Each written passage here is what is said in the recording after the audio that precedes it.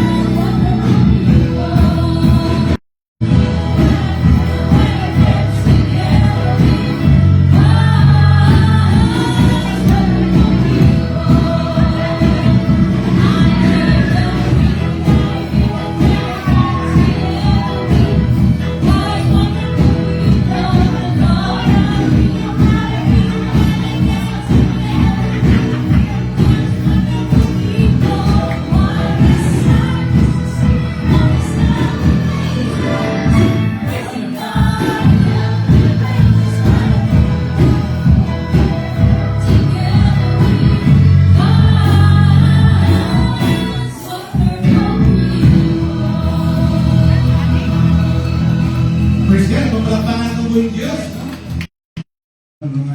Kani ba kabundan siya sa grasya sa Diyos? Mahimo mo na ito yung sahay na lisensya para magpadayon na sa pagbuhat ng sagat. Kabaluran lang na maka-offend sa atong kaigsuunan, offend na ito itong sarili gani, bisan sa pagbuhat ng sagat. And last Sunday, you know, na infinite ang kanyang kaluwi sa Diyos. Kung kinaluwi ang Diyos sa tuwa, nakaambon kita presyo. And itawag kita sa Diyos to live a new way of living, to be separate sa kalibutan. Pero may so, we do not confess our sins. Mahimong babag sa itong panimbahan. Di ka mahimong mahadlokon sa pag-confess kaya sa Diyos at mga sala. In fact, ganit dapat maging confident plus knowledge. Noon na ang atong mga sala na nabuhat kaya sa ibangan sa Diyos. Kung aron ang atong panibahong, hindi siya mga tao. May sulit sa Diyos.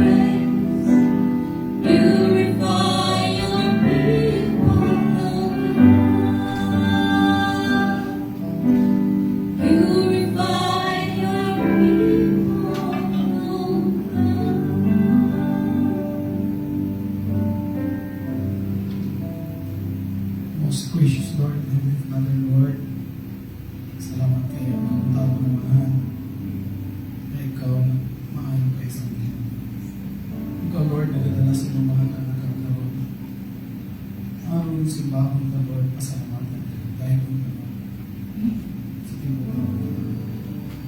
Thank you, Father God, sa purpose ng tinutulong. May honor ka, God. Matag ka lang magkatumot ang mga magkagulit. So, kami mag-impute mga righteousness. Makatulong bigyan kanino. Pero, Lord, every day, sa every hour, makasalat ko. Amahan, pasay ko ang isang mga salat. Araw na mo magsimba ng mga kanino, Lord, pagawat mo. Lord God, kuha ang mga babag sa mga pag-dive kanino.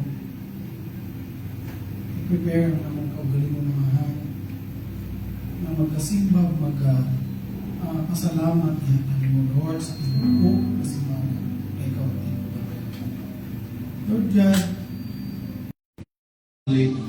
Onya Pagoma is an ancient words. Okay, so let's sing these songs for the Lord.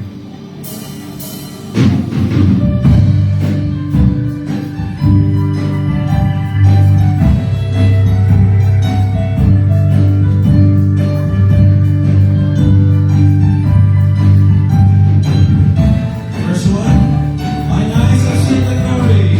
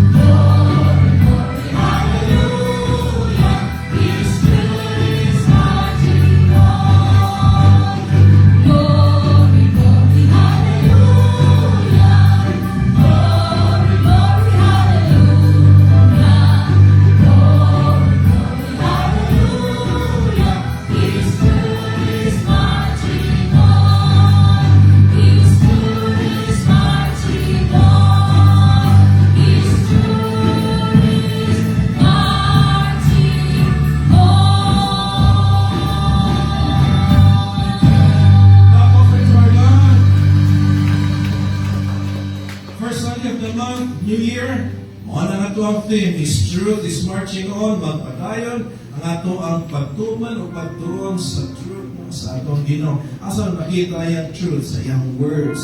So we'll sing this song, Ancient Words. We'll sing this together. Maybe some of you are new to this. Some of you know this. So we might as well sing this together. No? Holy words, long preserved. Holy words, long preserved for our home in this world. They resound with God's heart. Oh, let the ancient words impart. Words of life.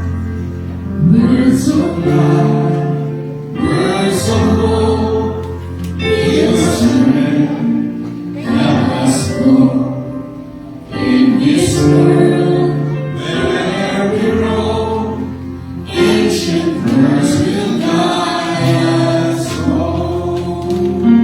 Ancient words.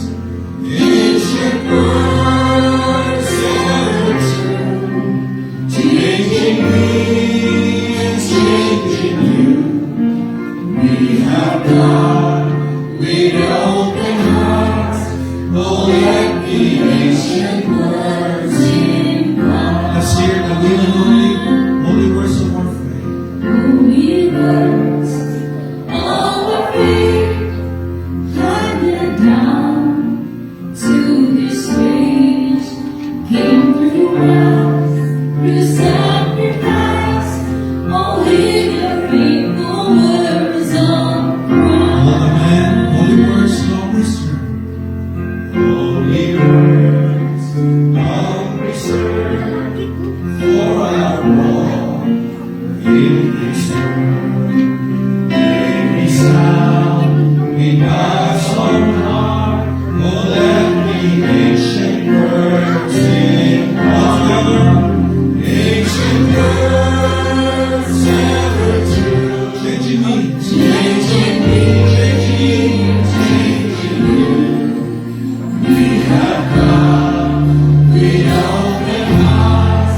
Oh, let the ancient words impart. Ancient words ever true, changing me, changing you.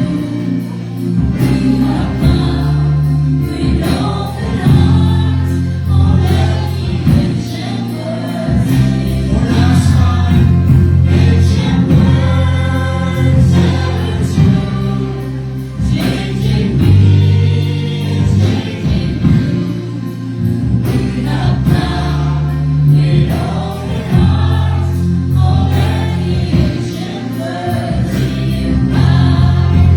Ancient words ever true, Changing me. changing me, changing you.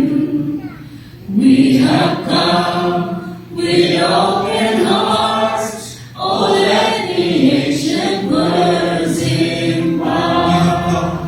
We have come with open hearts. Oh, let the ancient words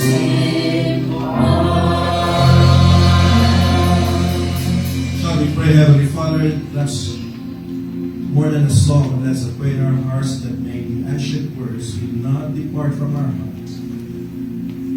That we will meditate on it. It's our delight to meditate on it day and night. Not just to meditate on it, but to read it, to study it, to hear it, and most of all, to apply it. Oh, Heavenly Father, that is our promise, our desire, our pursuit. To always run after your word, run after your truth, to be our guide, to be our foundation for this year. It has always been, and should always be our foundation, our anchor in living the Christian life. It is our light, it is our lamp to our feet, to our way. And may we hide it in our hearts so that we may not sin against you. Oh Father, Lord, ancient words that has always been relevant even until today. Your words are fixed, are established in the heavens. What your words say is true, it is still true today. What your words say it's wrong, it's still wrong today. What your words say it's right, it is still right today because your word is established in the heavens. And they are, Heavenly Father, they are unchangeable. And so, Heavenly Father, it is our duty, therefore, to submit, to surrender to your word, to your these ancient words, that still, Heavenly Father, that will still be a guide to us, even today, and even for the next generations to come. Heavenly Father, teach us, especially our young people, to love your words, to desire for it, to hunger and thirst for it. In fact, Heavenly Father, the reason why we hunger and thirst for your word, because we have now spiritual life, we have now new life. Lord, we are afraid. We are afraid if we don't hunger and thirst for your word, because that means there is still no life in us. We have not yet been born again, because we don't thirst for your word. We don't hunger for your word. Only living people feel hungry and thirsty. And so, Heavenly Father, I pray, even Lord, that we pray that we will hunger and thirst for your word.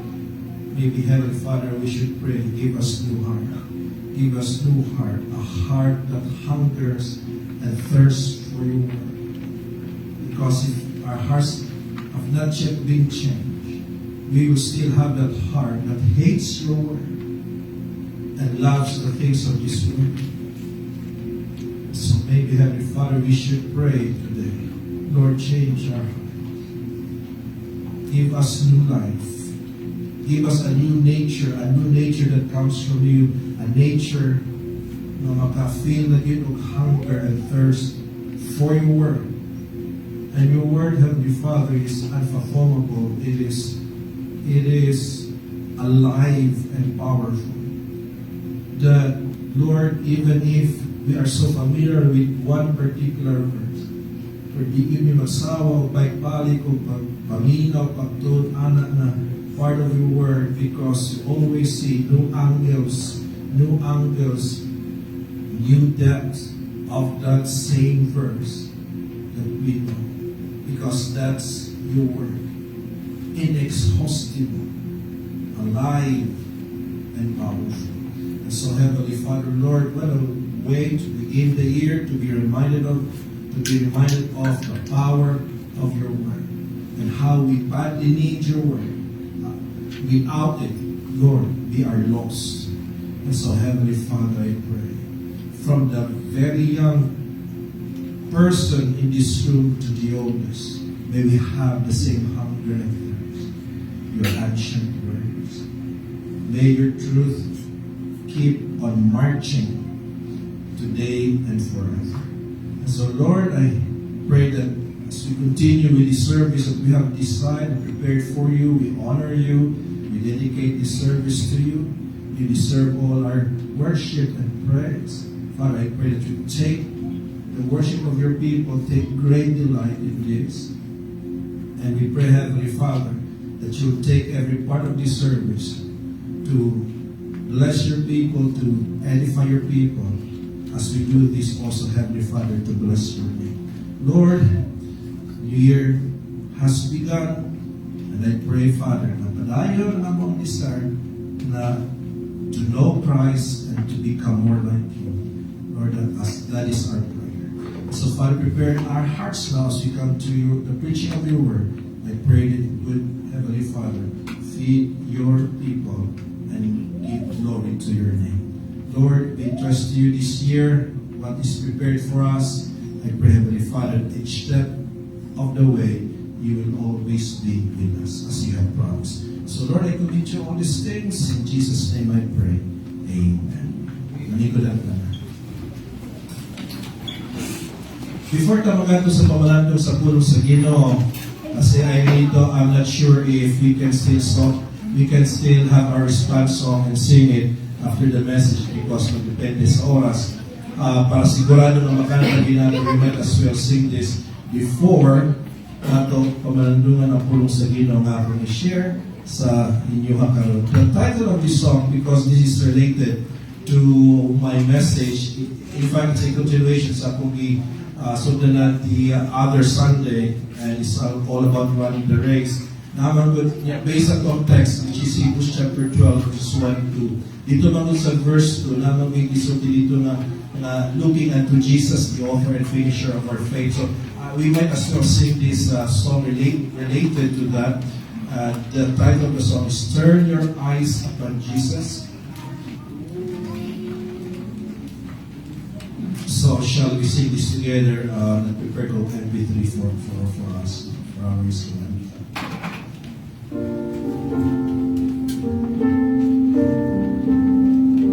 Okay, verse 1. O soul, are you weary and troubled? O soul, are you weary and troubled? No light in the darkness you see. There's light for a look at the Savior, and life more abundant and free. All together, turn your eyes. Turn your eyes upon Jesus. Look full in His wonderful face,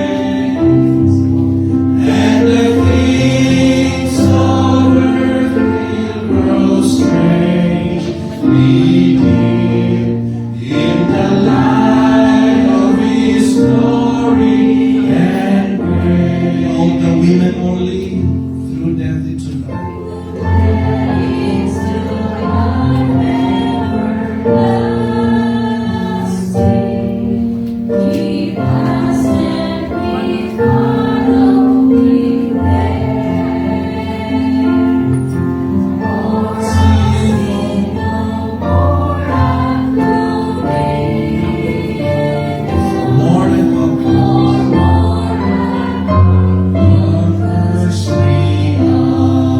All together, turn your eyes. Turn your eyes upon Jesus. Look full in His wonderful face, and the things of earth will grow strangely dear in the light of His glory and grace. This time, all the men, young and old, His word shall not fail you, He promised. Believe Him and all will be well. And go to a world that is dying, His perfect salvation to tell. All together, turn your eyes upon Jesus. Turn your eyes upon Jesus. Look full in His wonderful face, and the things of earth will grow strangely in the light of His glory and grace.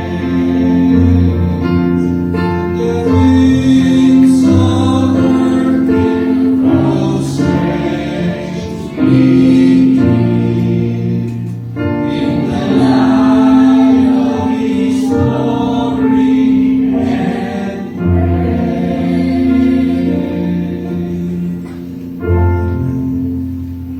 Let's turn our Bibles to Hebrews chapter 12, verses 1 to 2 for our message for today. Continuation of what I started the other Sunday.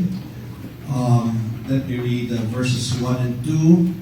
Hebrews chapter 12, verses 1 and 2. The Bible says, Wherefore, seeing we also are compassed about with so great a cloud of witnesses, let us lay aside every weight and the sin which doth so easily beset us, and let us run with patience the race that is set before us. Verse 2, looking unto Jesus, the author and finisher of our faith, who for the joy that was set before him endured the cross, despising the shame, and is set down at the right hand of the throne of God. May the Lord God bless the reading of His Word, and I pray that He'll also bless the preaching of His Word. I would like you to take your notes, your handouts.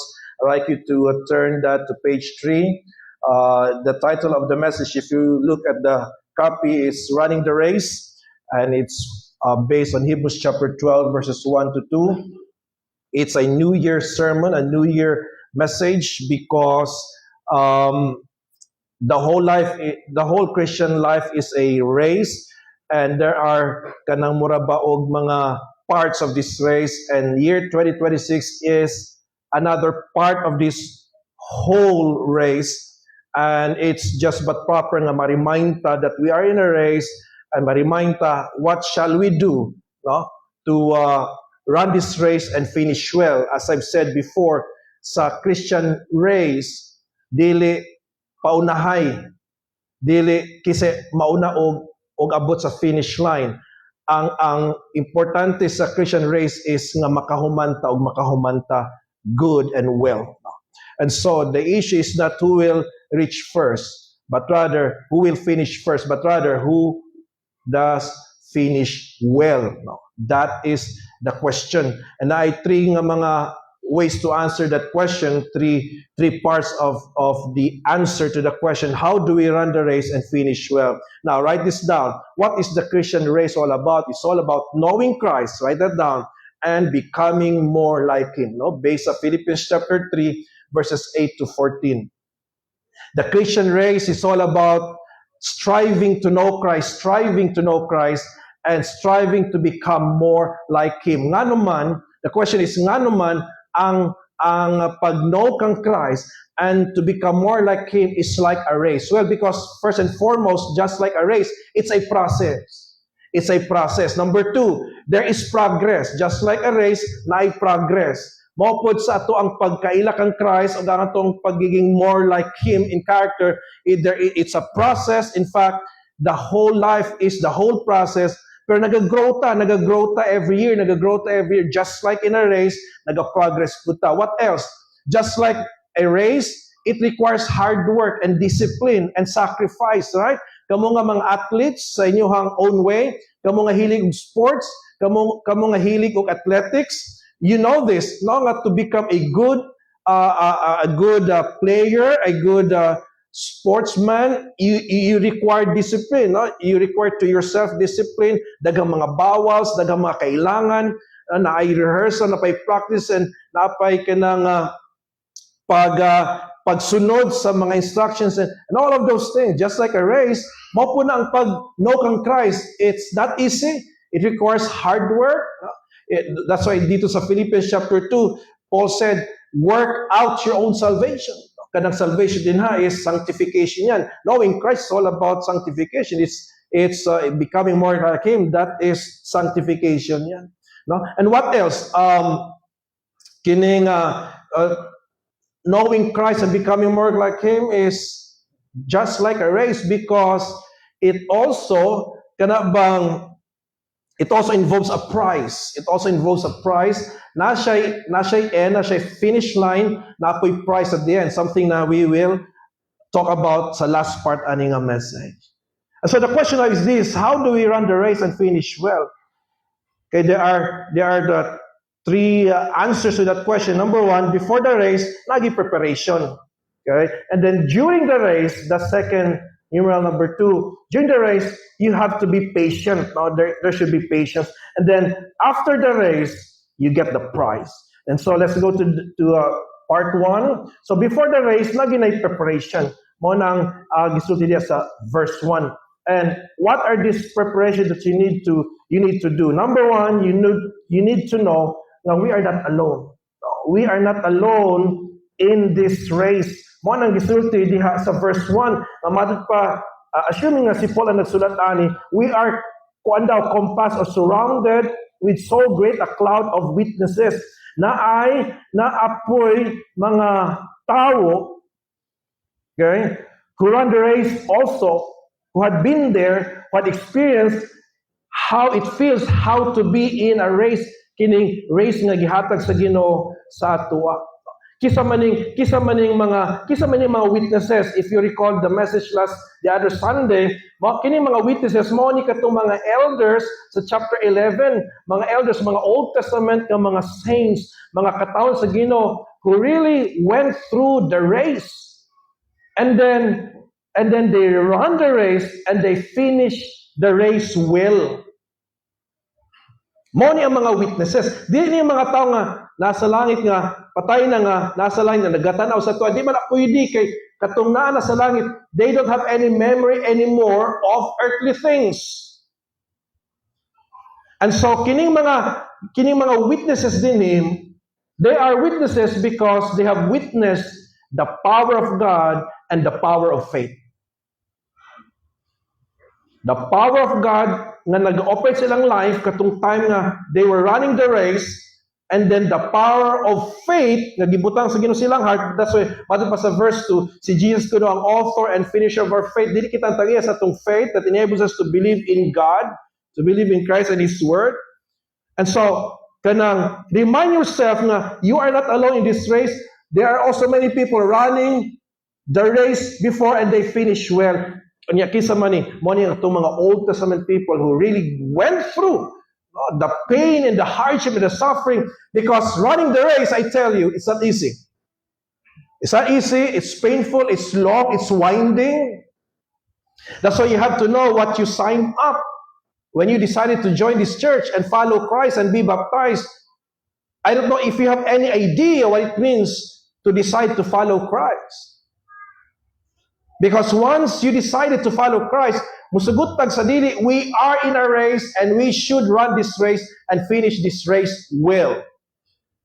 And just like any secular race sa Olympics, sa SEA Games o guban pa, you see these athletes, hindi easy.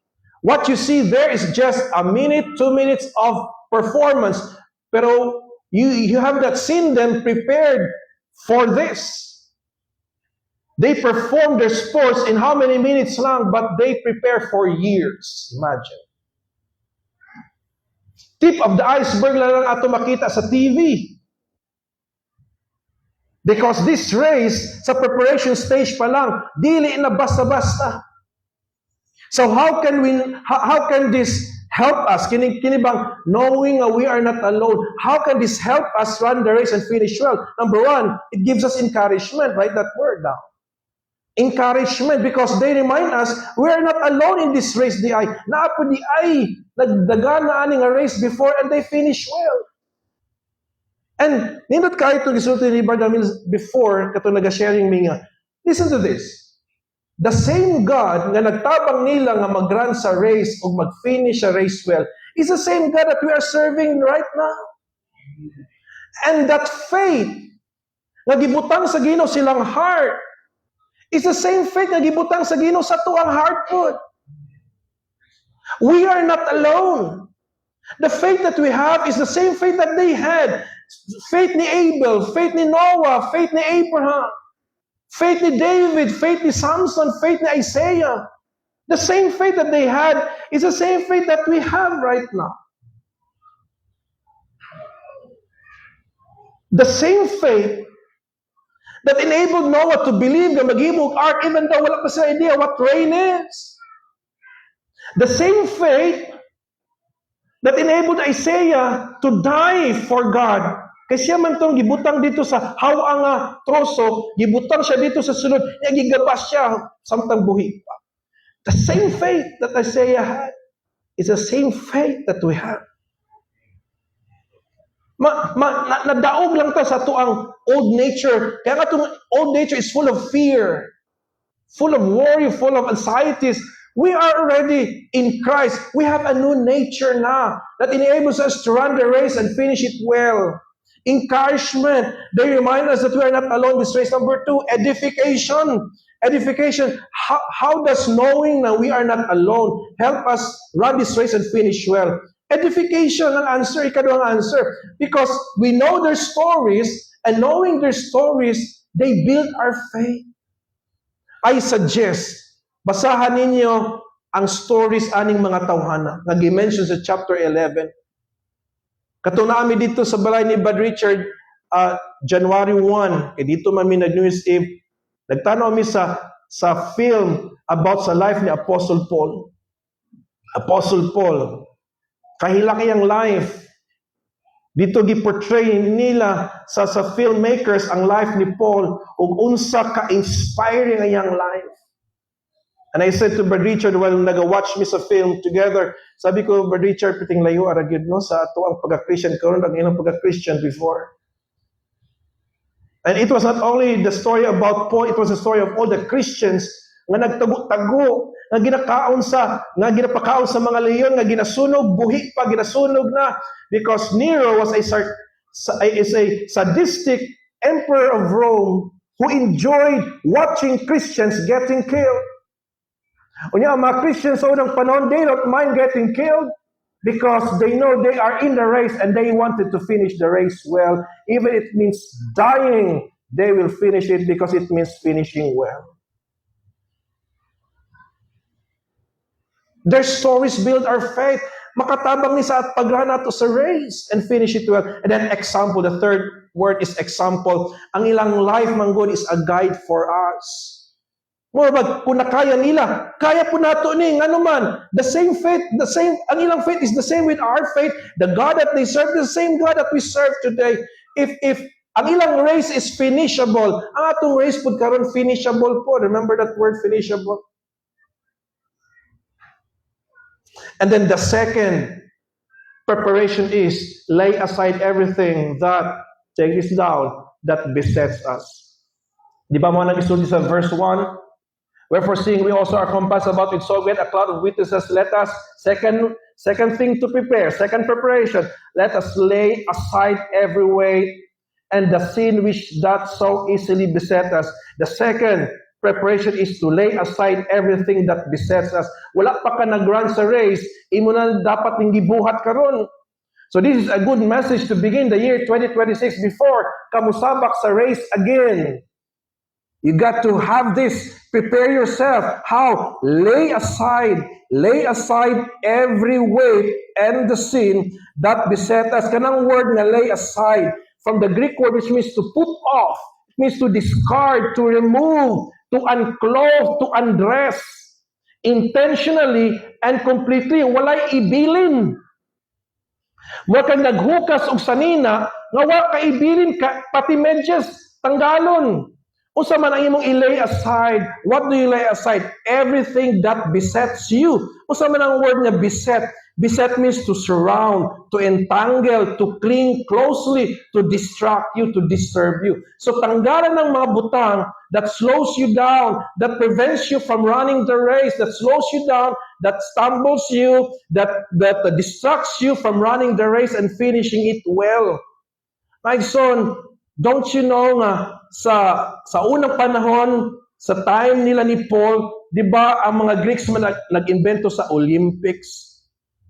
Don't you know ang mga athletes sa unang panahon sa time sa unang panahon katong nasugdan ang Olympics, tanang mga male athletes naked when they perform their sports. Don't you know that? They don't wear anything. That's why na-invento ng word gymnasium from the Greek word gymnasion, which means a place to exercise without clothing. The word gymnasium or word gym means a place to what? To do exercise nga naked. That's actually the original, the Greek meaning of the word gymnasium from the Greek word gymnasion.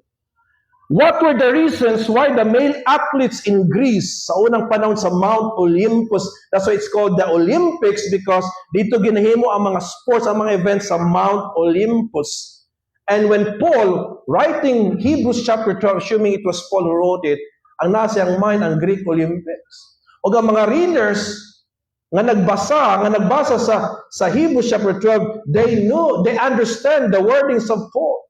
They knew that he was using the Olympics as an analogy or a comparison or metaphor. 3 reasons kaya ang mga male athletes ng sa Olympics were naked as they performed their sports. Number 1, to honor their gods. To honor their gods, they come out naked. Number 2, to show their physical strength and build and prowess. And number 3, to ensure nga ang dula is fair. And so they come out naked playing their sport. My son, that's exactly what the writer here means when he wrote, lay aside every weight and the sin that easily besets us. Unsa nang makapa-slow down sa imo, unsa nang makapa-stop sa imo from running the race. And remember the race, it is knowing Christ and becoming more like Him. Anything that stops you from doing that, lay them aside, meaning completely take them off. Remove all those things now. Unsa maning every weight. That's the first. Unsa man ang imong ilay aside. Write this down. Every weight. Every weight. Now, unsa maning mga weight? Every pagyud. So meaning, wag gyud bisan usa. Unsa maning every weight. They may not be necessarily wrong, but they are simply unnecessary. Mga unnecessary baggages sa kinabuhi. Kanagay hindi na makakontribute sa imuhang purpose, which is to know Christ and become more like Him. Mga butangay nga, dili dautan, but it slows you down from growing spiritually. Mga burdens nga unnecessary, kailangan na natanggalon. Mga distractions sa imong kinabuhi. Mga excess weight. Wala ba kanagay mo ato kag airport na kung sobra sa required nga pounds or weight sa imuhang maleta, di na ni madalon kay additional bayad na. So unsa man yung mga excess weight? You know exactly what your excess weight. Oh, evaluate your life last 2025. What slows you down? Anong hinang imong spiritual growth last year? Ano hatod karon John 16 lang gihapon ang imong ibawan nga verse wa nagilain hatod karon. What slows you down? What stopped you? My son, kung di ka nagasimba, how can you expect to grow? My son, kung di ka nagapray, how can you expect to grow? Wala ka nagabasa sa Word of God, how do you expect to grow? How can you expect to know Christ when the only way to know Christ is to know His Word? How can you be encouraged to run the race kung di ka nag-attend of fellowship with other believers who are also running the race with you? Nagipang kapoy po, sama ni mo, gipang kapoy, but when you meet together and see each other face to face, ma-encourage ka. How can you expect to grow spiritually nga ay nagababag sa imuha from doing all these things that help you grow? So, kining mga weights are not necessarily wrong. Hindi lang sila necessary. And you exactly know what are these. Review your life 2025. Unsa man eh. I suggest 3. And all of this starts with letter A. Wala sa screen, but write this down. Number 1, associates. Choose the right friends. Associates, meaning mga tao nga kanunay nimo kauban. So may spelling sa associates, A-S-S-O-C-I-A-T-E-S. Associates, mga kauban.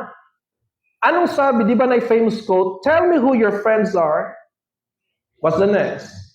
And I'll tell you who you are. You become who you spend your time with most of the time. Kasagaran sa atong mga ways, meaning mga butang nga nag-slow si mo down nga mag-grow spiritually, mga tao sa atong palibot. Kisa kanunay nimo ka-hangout, kisa kanunay nimo kauban. You got to know your friends, you got to choose the right friends because some people in your life mga pabigat. Mga pabigat. Do you mean to say, Pastor, that I have to give them up? Well, Jesus said He came here with a sword. He came here to divide us. Because of Him, people in our lives may hate us. For the gospel's sake, for Christ's sake. Associates. Number 2, activities. Ito yung daghan natong activities. Puros ni letter A, ha? Kini mga ways, first start sa letter A. Associates. Dako kay ning nga test, no? Sa tuwa kining mga tao sa tuang kinabuhi and the number activity. So, mga schedules nato. Tanggalan ng mga dili necessary nga nagapa-complicate lang sa imong kinabuhi. That stops you, that slows you down from growing spiritually. Unsa man nga mga schedules sa itong mga activities nato. In fact, I would say we spend more time with those things than spending more time with the word and prayer and fellowship and worship in church. No wonder, very slow nga itong growth. Save, pero dili nag-grow. Naay kinabuhi, pero hinay ang growth. Dili healthy, sickly, weak. Diba, para makadaog ka sa imong sport, you have to be fit, you have to be conditioned physically.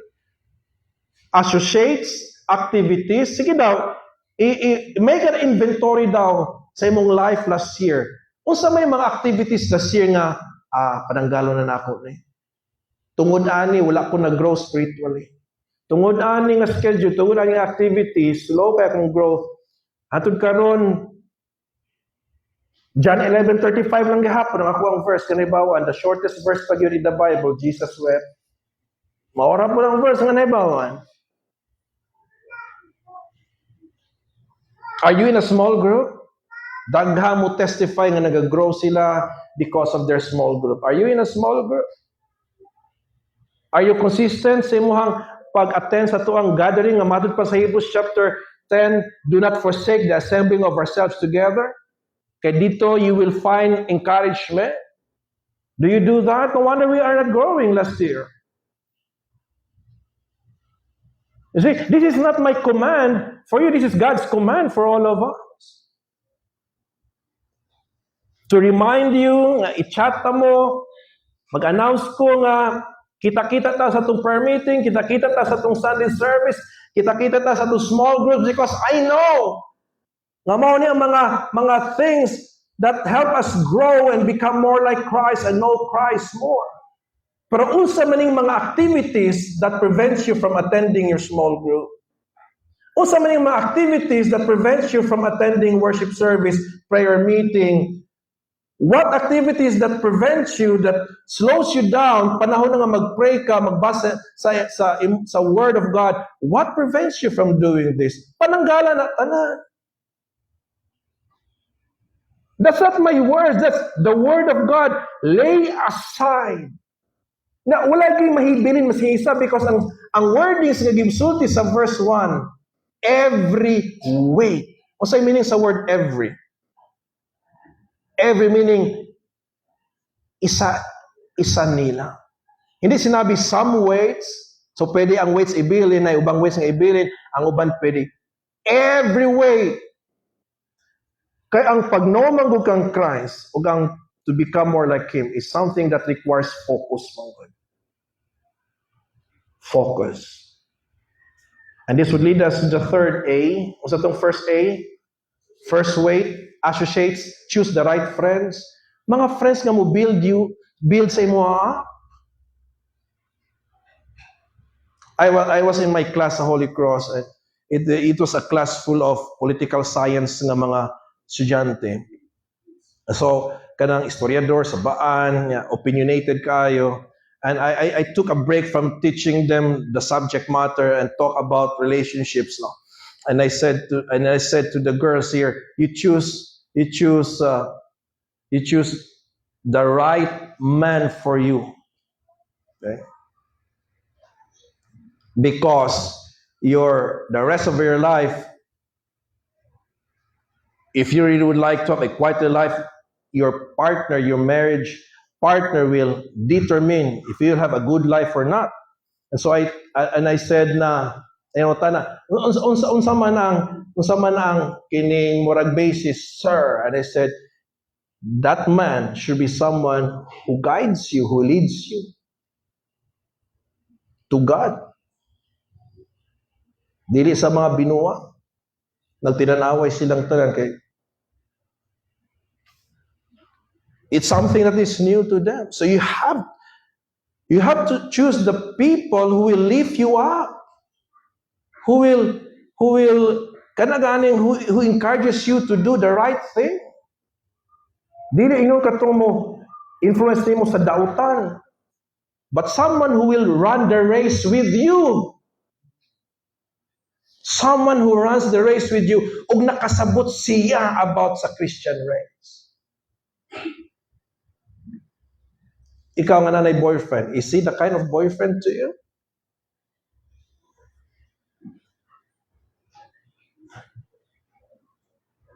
Does he understand that you are in a race? Does he contribute sa pag-run mo sa race so that you can finish the race well? Ikaw nga nanay girlfriend, does she help you run the race? Does she help you know Christ more? And make you more like Him? Kanang inyong circle of friends, kanang inyong mga peers, kanang ginatawag niyo mga besh. Besh ba inyong tawag sa inyong mga best friends? Besh. Do they help you run the race? Do they run the race with you? Mo na kumingon ka nga, ay di lang ko mag-join ninyo sa inom-inom, they will not understand. Ay sorry ha, nama pa man gud may gathering, worship service na mo karon, they will not understand that. So you kaya. Is your husband helping you grow, know Christ more, and become more like Him? So, associates. I wish I could enlarge this more, pero you have to move on. Then activities, and the last, addictions. Addictions. Ay, social media is not wrong in itself, pero pag addicted na ka, that's a problem. That's a problem. Everything that is pure and good in itself can be a problem kung addicted na ka, ana. Associates, activities, addiction. Kung sa may addiction nimo last year, iso na ba yan nakatanggal eh? Pero sa grasya sa Ginoo, wala may imposible. Mao lagi ni. The Christian life is like running a race. You have to strive for it. You have to work hard for it. You have to work out. You got to wrestle. Because it's not easy to run this race.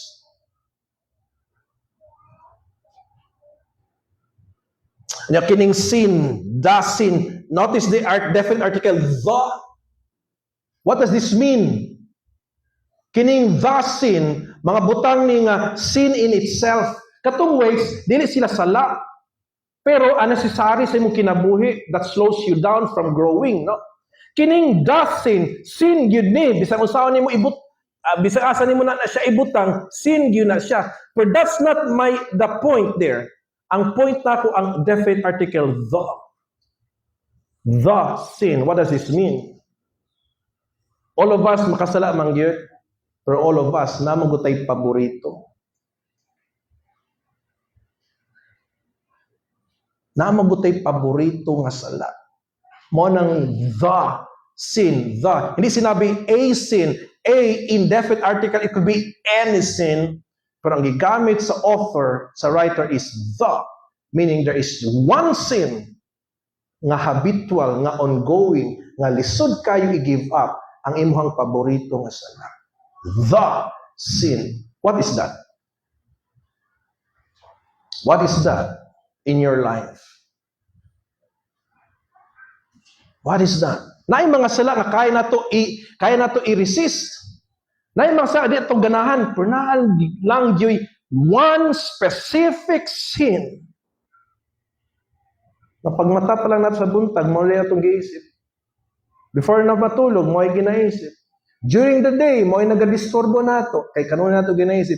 That is the sin na ginapasabot diha sa verse 1. You see how specific, accurate, and powerful the Word of God is? Every word matters. The sin. What is that? What is that sin, one specific sin, nga naga-entangle, naga-slow si mo daw, nga naga-distract si mo, imbes focus kang Jesus, masilaw ka dinhi, matra ka dinhi. That's why very slow ang atong growth. Wala kay progress atong growth. The sin. And so how can this help us run the race and finish well? How? How can laying aside every weight help us run the race and finish well? First, look at the screen. Write this down. They free us. Write the word free. They free us from anything that slows us down, that stops us, that makes us stumble and distracts us from running the race and finishing it well. We experience freedom. Late piting lami, and there was a time na nag-try ko, no cell phones. 1 week. Wala. Lami kayong feeling gaan, limpyo, ang paminaw na ako. Pero nagkatul-katul, nagod akong kamot. If I were just consistent about it, I don't know. But I just remember the feeling, there was freedom, there was cleansing, there was talagang separation, there was no destruction. Kabalo mo ang trabaho ni Satan, he will not remove us from the things we do to help us grow. He will just give us excessive weights and distractions para malibog taong sa atong i-focus. Do you get that? He will just add more weights, more schedules, more activities. He will just pour in more things nga wal di gyud makatabang sa ato ang pag-know kang Christ and to become more like Him. He just want to distract us. And nowadays, especially my young people, how they are easily distracted. Tell me if I'm wrong. Kung dali lang sila mo give up, dali lang ma-discourage, dali lang ma-overwhelm. They are too distracted. Pwede na kang distraction. Kasagaran sa distraction nato, entertainment. Matod pa ni Paul Washer, if he were to make a kanaganing lapida nga nay wordings, dili ba naman ay lapida sa sementeryo, if he were to make a lapida sa generations today, it will be this: entertain to death, rip, entertain to death, destruction. They free us if we lay aside. I know this will be an uphill battle. I know this will not be easy, and I'm saying this not because I'm better than you. I also have my own weights. I also have my vast sin in my life. I know that, but I know also what it means. If you lay them aside, there is freedom. Pagkalami sa feeling, how ang kayong feeling? Then number 2, write the word focus. They help us focus on the race. Kasi you lay aside katong nagadisturbo sa imo, katong nagabiset sa imo. Sige, meaning sa word beset, meaning to entangle, to surround, to cling closely. Wala maghubo ang mga athletes sa unang panahon sa Olympics sa Greece. As much as possible, walay disturbo. Now, karon, the second is during the race. What must we do during the race? Run with patience. Manang sa verse 2. Verse 1 gihapon, and let us run with patience. Kindly correct that one. Verse 1. Dugangi lang og verse 1. Verse 1 and 2. Let us run with patience the race that is set before us. Now, during the race, what shall we do? Before the race, prepare. During the race, run with patience. The word is patience. Kanang word nga patience, gikan sa Greek word hypomone, which means hindi passive waiting, but active, enduring perseverance. Example of this, ang mga runners nga kanaganing kapoy na kaayo, daghan na kaayo og competition, but unsa man, they are what? They are steady, courageous, naga-advance toward the goal despite sa difficulties. Muhinay pero padayon, ana gani, bahala na hinay basta kanunay. That's what it means by patience. Na in spite nga natumba, pumubangon gihapon para mudagan uli. It's not just merely enduring hardship, but actively pressing forward. No matter what. Kanang word nga steady and immovable nga progress sa tuang pag-run sa race. Bahala na makatumba-tumba, bangon lang gihapon niya padayon sa race. Nang pasabot din na sa run with patience. This is not waiting, this is actively pressing on. That's what it means by the word patience there. Remember, bahala na hinay basta kanunay nga anuman. Kay dili man gud kisay makauna, kundi kisay makahuman. That's the Christian race. Do not ask the question, who will finish first? Ask the question, will you finish well? Ngano ang patience needed man sa Christian race? Tungod kay ang Christian race manggod is long and hard. Ang race, ang naa sa mind sa author sa Hebrews 12, dili katong 100-meter dash. Kisay sweet to aning mga terms that I'm using. Kadang sprint, kadang 100-meter dash. Dili sprint or 100-meter dash ang ginapasabot sa author. Ang yang ginapasabot diri nga race is marathon. Dugay, taas, pila ka kilometers. Tungod nga naman kailangan ang patience, tungod kay ang Christian race sama sa marathon, long and hard.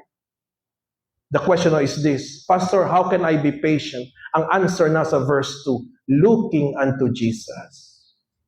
That's how you can be patient. How can this help you?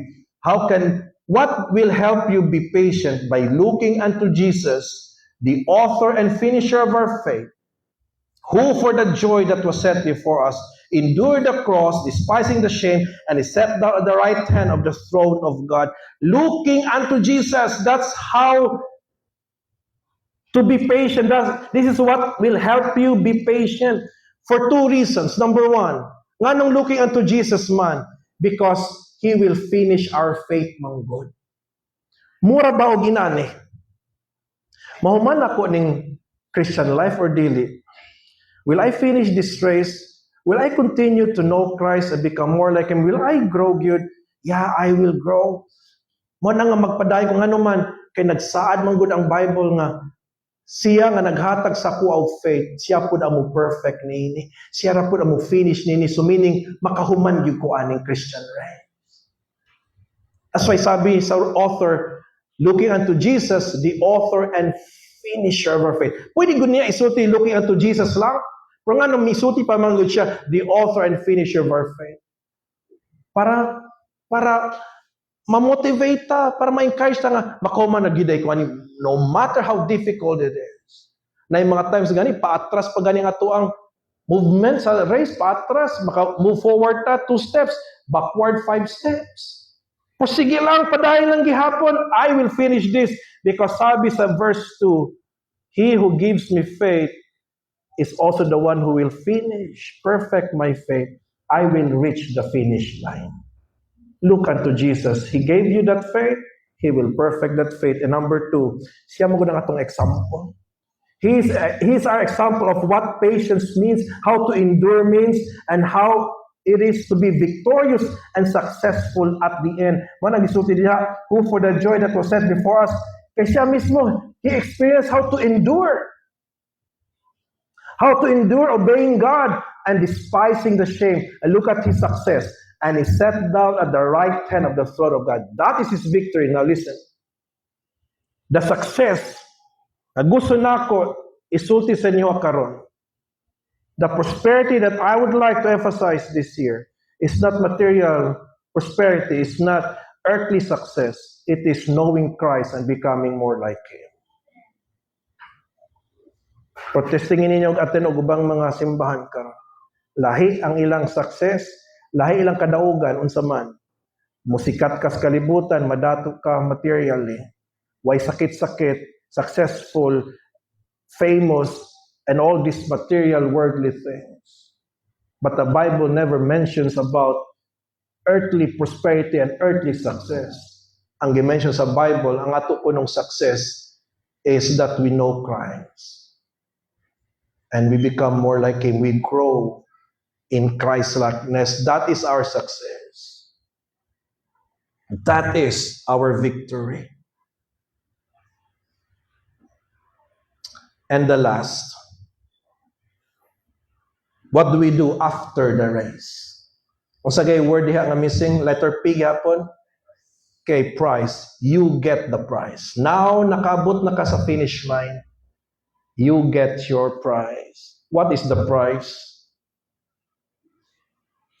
Kay si Jesus man natong example, there are two prizes. There are two prizes here ngayang nadawat.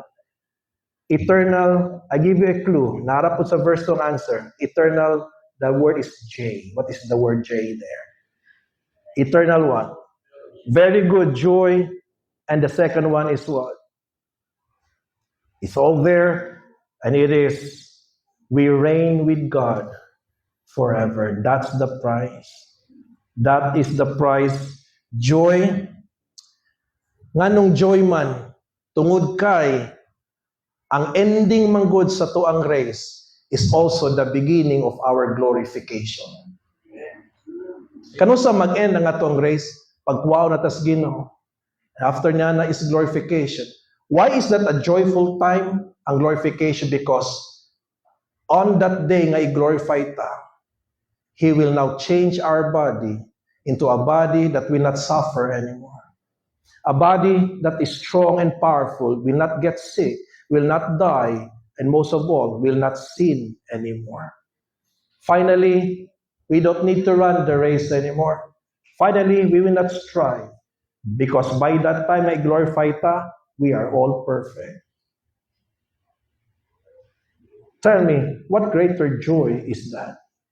What greater joy is glorification? Napa by greater joy than that? Pero most of all, aside from a body that is immortal and incorruptible, we will be living in a place. There's no corruption anymore, there's no curse anymore, in the new heaven and the new earth. But most of all, you know what our ultimate joy will be after the race? Is to see Jesus face to face. The one nga itong gina-strive to know more here on earth will be the one that we will see literally, personally, physically in the new heaven and new earth. Somehow, my son, listen to this. Ang atong prize is Christ Himself. Christ Himself. Dili ang streets of gold, dili ang river of life, dili itong river of life, dili itong katong tree nga nagapamungag 12 kinds of fruits, dili katong mansion nato is more than that. Kay kung mauna gyapon atong gusto, nganong gusto ta matug heaven, pati ba naman sa pagkatug heaven materialistic lang gihapon ta. But I offer you a better reason to be joyful. And it's not heaven itself, it is Christ Himself. The Bible says in Revelation chapter 22 and 21, we will see Manggodim, we will see Him face to face, Manggod.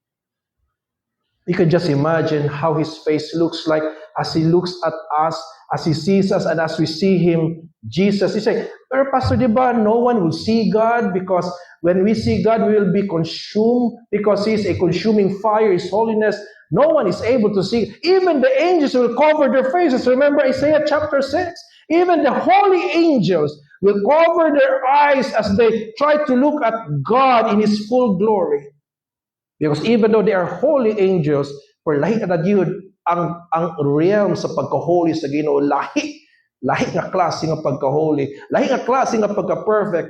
Kita pa ka as we look at Christ, as we look at God, pero how can we see Christ face to face?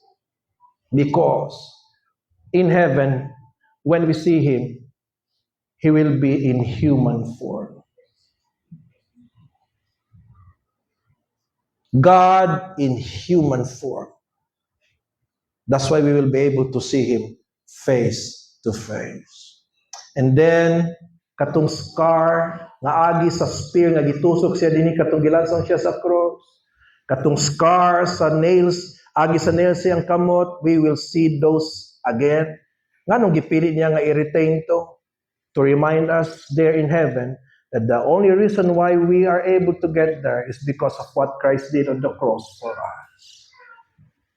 Ma-remind ta nga is all because of grace we are able to enter heaven. That's the joy. I suggest encircle the word joy and put an arrow and write the word Christ. He is our joy. To see Him face to face. I'm looking forward to see my mom and dad sa heaven. I'm looking forward to see my brother. Don't you know nga na ako'y igsoon nga lalaki, pero gikuha na sa Ginoo when he was still 3 years old. Ayang name kay si Obadiah. I long to see my brother someday in heaven.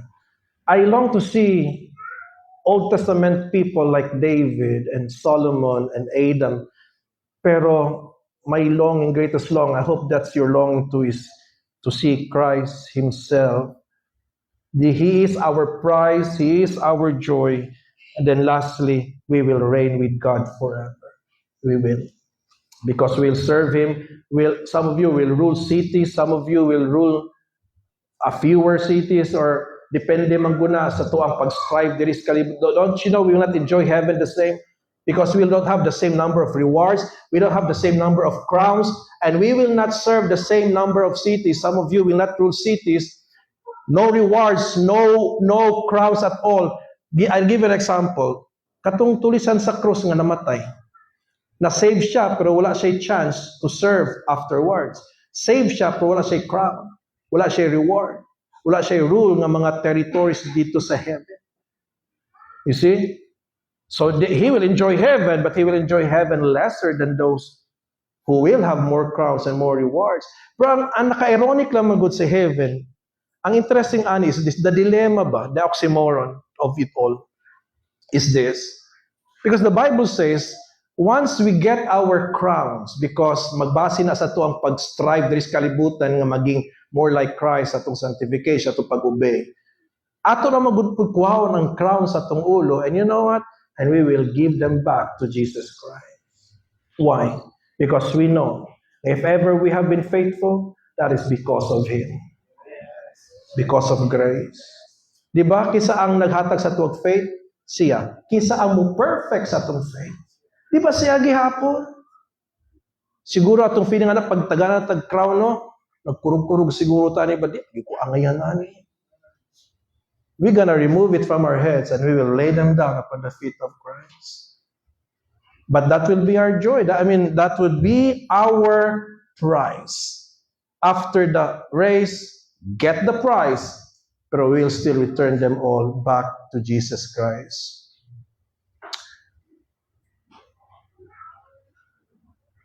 How does this help us run the race and finish well? Knowing nga naay price nga nagahulat. You know, the answer to that question, the answer is, it motivates us, not a price. Why? Because we know that every hardship, write this down, is worth it. Dili ba? Every temptation nga i-resist, it's worth it. Every time nga magbasa ka sa word, masing kapoy, it's worth it. Every time mag-pray ka, masing katugon na ka, it's worth it. Every time mo ato kag church, you decide to go to church, even though lami pa kay itulog o kusog ang ulan, but you go there anyway, it's worth it because of the price. Because of the price. And as I've said, ang Kristyanismo sa panahon sa mga apostles ug ang pagsunod sa Ginoo sa time sa old, piting layo aragid nato sa ila. Please. For what made them do what they did? Because of this. They prepared. They knew, they remembered they were not alone. They lay aside every weight and their favorite sin. And then while nagaran sila, they run with patience or endurance. And how did they run with endurance? They were focused on Jesus, and then they knew that there was a prize waiting for them. And nakanindot because this prize is to see Christ face to face, the one that we are striving to know more today. We will see Him. Amen? We will see Him. Hallelujah. You know what? By the grace of God, we Christians, kita ra gyud ang naay kinabuhi nga naay purpose, nga naay direction, nga naay ginapaabot ka something greater than all these things that we have in life. I don't know how this message bless you, but may the Lord God bless you, and may He use His word to bless you today. I think we still have a time to sing our response song. Shall we sing that again? Now we know why is it important to turn our eyes upon Jesus. Kaya dili kita makaran sa race with patience, kundi ta mututok sa iya. Sige, we'll sing this together. Then after this will be pastor's time.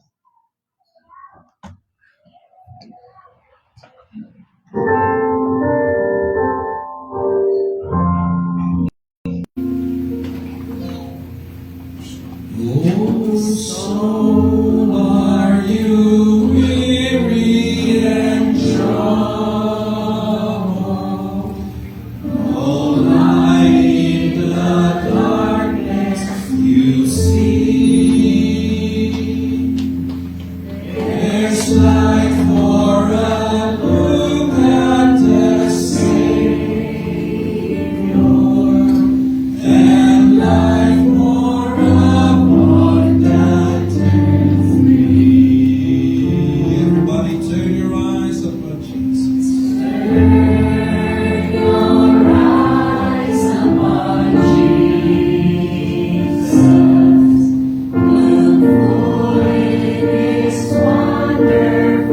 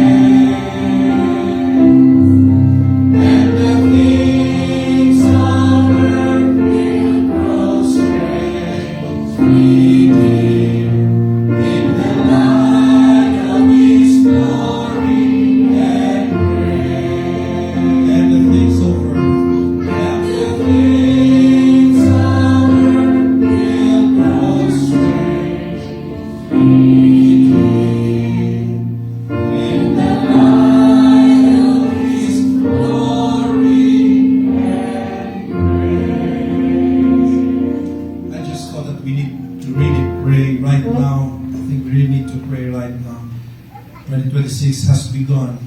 We are running a race. How will you run the race this year? Now we know how to do it. What part of the message? Mag-pray ka sa Ginoo, Lord, tabangin ko ani. What part of the message had the greatest impact on you? Tell God about it. Let's come to the Lord in prayer. Let's pray that we will be able to run the race and finish well. Let's pray.